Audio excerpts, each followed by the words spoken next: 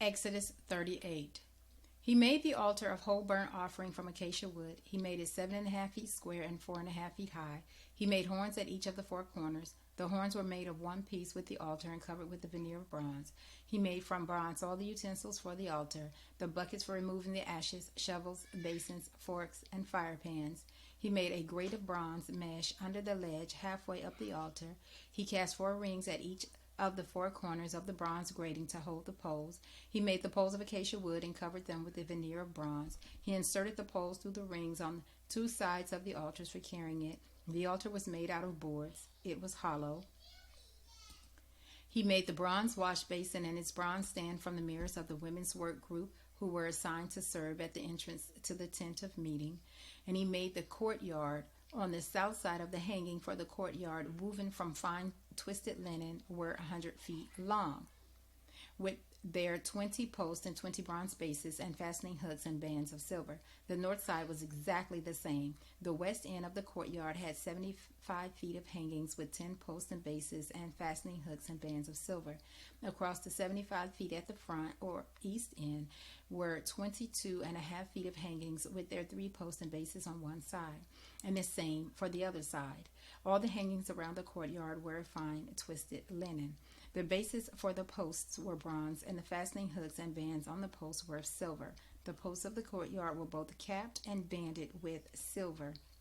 The screen at the door of the courtyard was embroidered in blue, purple, and scarlet fabric with the fine twisted linen. It was 30 feet long and 7.5 feet high, matching the hangings of the courtyard.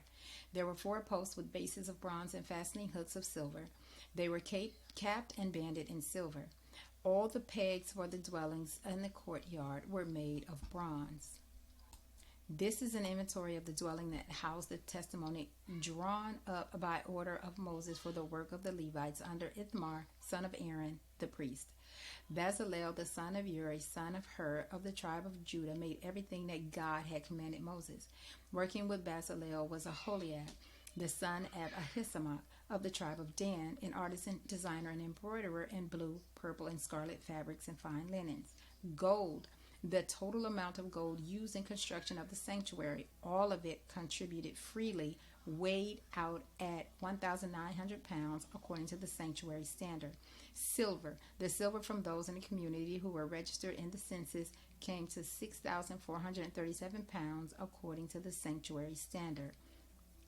That amounted to a beka, or half shekel, for every registered person aged 20 and over, a total of 603,550 men.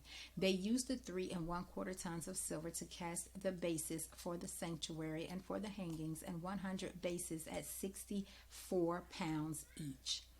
They used the remaining 37 pounds to make the connecting hooks on the posts and the caps and bands for the posts. Bronze. The bronze that was brought in weighed 4,522 pounds. It was used to make the door of the tent of meeting, the bronze altar with its bronze grating, all the utensils of the altar, the bases around the courtyard, the bases for the gate of the courtyard, and all the pegs for the dwelling and the courtyard.